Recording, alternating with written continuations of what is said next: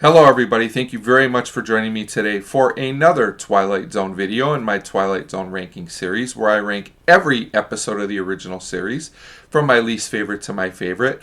Today I'm going to be talking about number 137, The Brain Center at Whipple's, written by Rod Serling and directed by Richard Donner.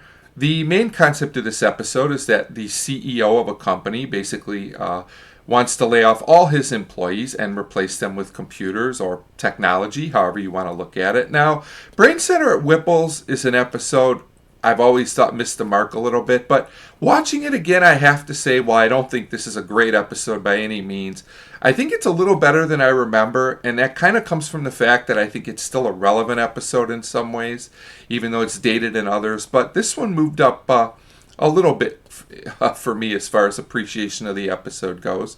So the reason for that is this is kind of ahead of its time, the themes of this episode.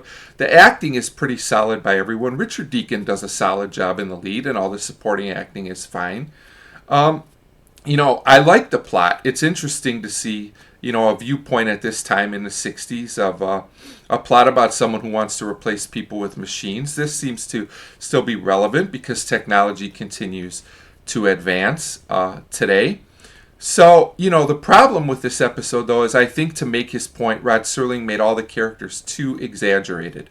For example, Richard Deacon's character just wants machines to run everything. He wants to completely replace people. And, it's like, of course we still need people to do certain things. So he comes across as just kind of a complete villain character. I think had he been more in the middle, where he kind of wanted to do this, but he maybe, wrestled with it in his head or whatever, it would have come across better. By contrast, the other main character, Hanley, just seems to give this guy, Richard Deacon's character, Wallace, a hard time throughout the whole episode. He just keeps talking about we need people. But isn't there a middle ground? Like, can't technology advance? Maybe teach the employees how to use technology to make things faster, more efficient, instead of just having the two characters go at each other like this. It makes them both feel very one-sided, and like I said, maybe this is a product of the times. Maybe in the 60s this is how advancing technology was used, but this part of the episode hasn't really aged well in my opinion.